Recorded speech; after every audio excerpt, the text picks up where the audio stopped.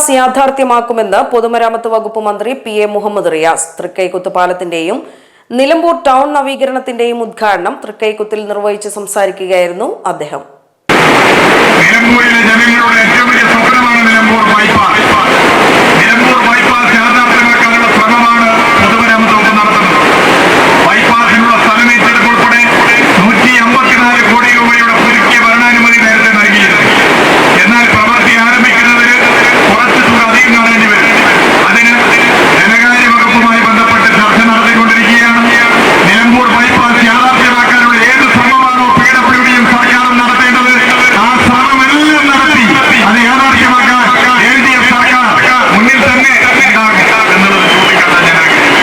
₹154 കോടി ഇതിനകം വകയിരുത്തിയിട്ടുണ്ട്.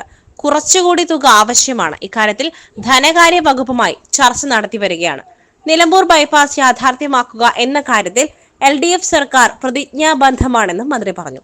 ഏതു സമയത്തും നിലമ്പൂർ ഉപതെരഞ്ഞെടുപ്പ് പ്രഖ്യാപിക്കുവാനുള്ള സാധ്യത നിലനിൽക്കെയാണ് നിലമ്പൂർ ബൈപ്പാസ് ഈ സർക്കാർ യാഥാർത്ഥ്യമാക്കുമെന്ന് പ്രഖ്യാപിച്ചത്. 1996-ൽ നിലമ്പൂർ ബൈപ്പാസിനായി ഭൂമി വിട്ടു നൽകിയ 150-ലേറെ കുടുംബങ്ങൾക്ക് ഇനിയും നഷ്ടപരിഹാരം പോലും നൽകുവാൻ കഴിയാത്ത സാഹചര്യത്തിലാണ് മന്ത്രിയുടെ പ്രസ്താവന എന്നതും ശ്രദ്ധേയമാണ്. SS Gold, Pure Gold. SS Group, Nilambur.